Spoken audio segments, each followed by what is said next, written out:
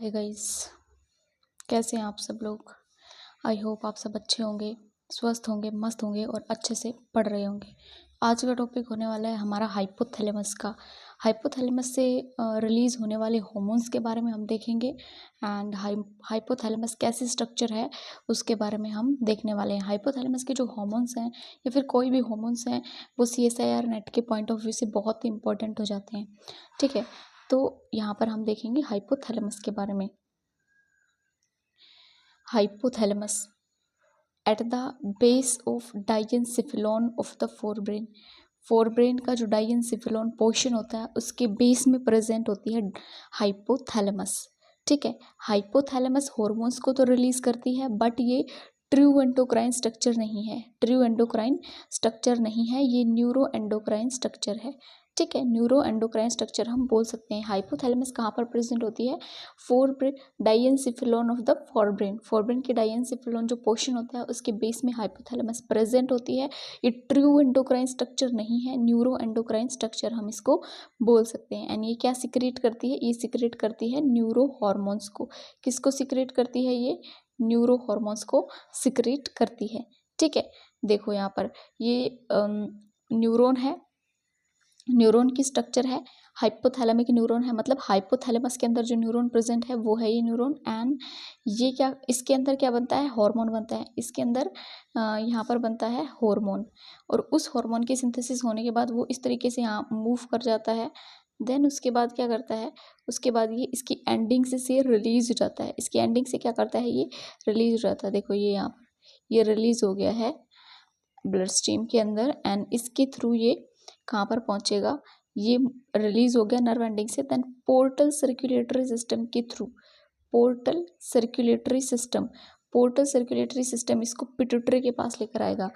Hormone कहाँ पर hormone की फॉर्मेशन हुई है? हाइपोथैलेमस के अंदर। एंड हाइपोथैलेमस से ये उसकी न्यूरॉन से रिलीज हो जाता है एंड पोर्टल सर्कुलेटरी सिस्टम के थ्रू पिट्यूटरी के अंदर मूव कर जाता है। क्लियर है? देन उसके बाद क्या करेगा? एंटीरियर पिट्यूटरी जो है, एडिनोहाइपोफाइसिस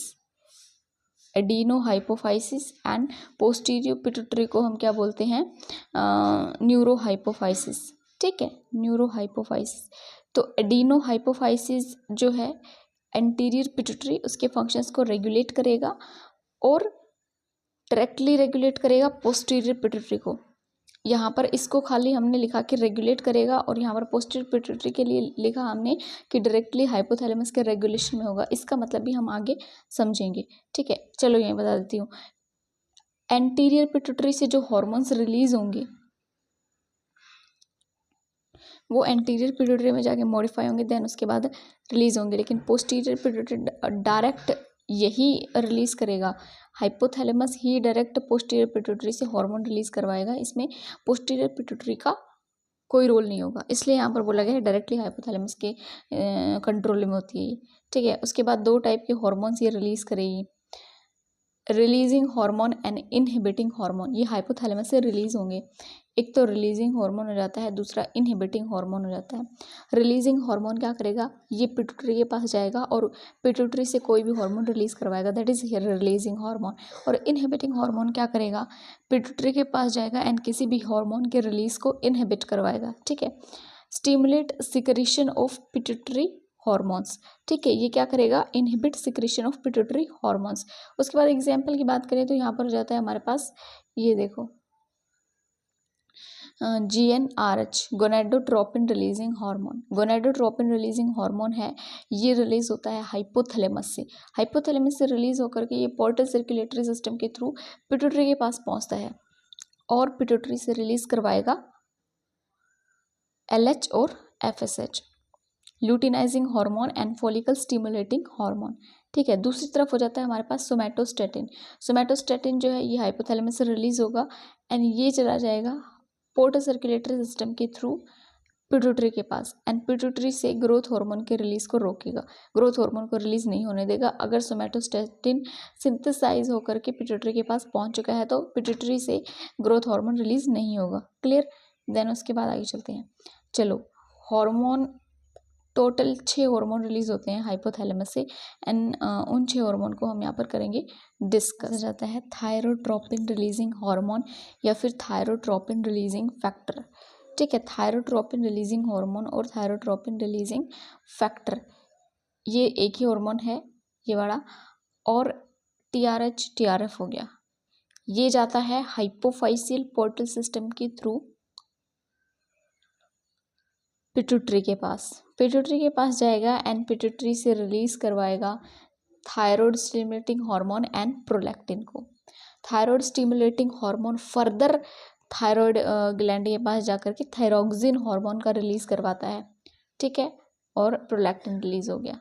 ठीक है, तो ये क्या होता है, जो थायरोट्रोपिन रिलीजिंग हार्मोन है ये पेप्टाइड हार्मोन होता है। कल हमने क्लासिफिकेशन में क्या देखा था कि कुछ हार्मोन पेप्टाइड हार्मोन है, कुछ हार्मोन प्रोटीन हार्मोन है एंड कुछ हार्मोन अमीनो एसिड की छोटी मोटी मॉडिफिकेशन से ही बनते हैं। ठीक है, उसके बाद हम सेकंड हार्मोन पर स्विच कर जाते हैं, गोनाडोट्रोपिन रिलीजिंग हार्मोन। ठीक है, गोनाडोट्रोपिन रिलीजिंग हार्मोन क्या करता है, गोनाडोट्रोपिन रिलीजिंग हार्मोन पिट्यूटरी के पास जाएगा एंड पिट्यूटरी से रिलीज करवाएगा follicle stimulating hormone and luteinizing hormone. ठीक है, ये एक पेप्टाइड हार्मोन होता है। ये हमें लर्न करना है कि कौन सा हार्मोन हाइपोथैलेमस से आया और वो पिट्यूटरी के पास जाकर के कौन कौन से हार्मोन्स को रिलीज करवा रहा है, उनके रिलीज को स्टिमुलेट कर रहा है। ठीक है, उसके बाद ग्रोथ हार्मोन रिलीजिंग हार्मोन, जैसा कि सबके नाम से हमें पता चल जाएगा, जैसे भी इससे के नाम से पता चल रहा है ग्रोथ हार्मोन रिलीजिंग हार्मोन या फिर ग्रोथ हार्मोन रिलीजिंग फैक्टर। ये क्या करेगा, पिट्यूटरी के पास जाएगा एंड ये ग्रोथ हार्मोन को रिलीज करवाएगा। अभी थोड़ी देर पहले हमने किसको देखा था, सोमैटोस्टेटिन के बारे में एग्जाम्पल में हमने देखा था, जो ग्रोथ हार्मोन की के रिलीज को इनहिबिट कर रहा था। Fourth one is growth hormone inhibiting hormone. Growth hormone देखो ये आ गया सोमैटोस्टेटिन, ग्रोथ हार्मोन को इनहिबिट करने वाला, जैसे कि इसे नाम से पता चलता है ये पिट्यूटरी के पास जाकर के ग्रोथ हार्मोन को इनहिबिट करेगा, ये भी पेप्टाइड हार्मोन है। ठीक है, उसके बाद हमारे पास corticotropin releasing hormone. Fifth hormone is corticotropin releasing hormone, और ये पिट्यूटरी के पास जाकर के एडिनोकोर्टिकोट्रोपिन हार्मोन जो है वो रिलीज करवाएगा, एडिनोकोर्टिकोट्रोपिन हार्मोन रिलीज करवाएगा। ये एक पॉलीपेप्टाइड हार्मोन होता है एंड न्यूरोट्रांसमीटर भी होता है। ये पेप्टाइड नहीं होता, पॉलीपेप्टाइड होता है। पेप्टाइड का साइज छोटा होगा और पॉलीपेप्टाइड है वो बड़ा होगा। ठीक है, उसके बाद last one is prolactin inhibiting hormone. Prolactin को इनहिबिट करने वाला दैट इज डोपामाइन। डोपामाइन क्या करता है, पिट्यूटरी के पास जाएगा एंड ये क्या करेगा, प्रोलैक्टिन को इनहिबिट करने का यहाँ पर क्या कर रहा है, काम कर रहा है। ठीक है, तो ये थे हमारे कुछ हार्मोन्स जो हाइपोथैलेमस से रिलीज होते हैं। सबसे पहले हमने क्या देखा था, एक बारी फर्दर रिवाइज करवा देती हूँ। देखो सबसे पहले हमने देखा थायरोट्रोपिन रिलीजिंग फैक्टर या फिर थायरोट्रोपिन रिलीजिंग हार्मोन, ये थायराइड का और प्रोलैक्टिन का रिलीज करवा था। सेकंड पर हमने देखा GnRH। ठीक है, थर्ड वन पर देखा था हमने growth hormone releasing hormone. Then उसके बाद देखा हमने growth hormone inhibiting hormone. Then fifth one हमने देखा corticotropin releasing factor. Then sixth one रहता है prolactin inhibiting hormone that is dopamine. I hope आप सबको लर्न हो गया होगा इसी क्लास में। कल हम एंटीरियर पिट्यूटरी से और पोस्टीरियर पिट्यूटरी से कौन से हार्मोन रिलीज होते हैं उसके बारे में डिस्कस करने वाले हैं। मैं जो आपको हार्मोन्स के बारे में बता रही हूँ यहाँ से क्वेश्चन पक्का आता है CSIR में एंड BSc MSc में भी। अगर आप ऐसे मेरे नोट्स जो हैं उसके हिसाब से लिखते हैं तो आपको काफ़ी हेल्प मिलने वाली है, आपको फुल मार्क्स मिलने के चांसेस बन जाते हैं। Thank you, like share subscribe.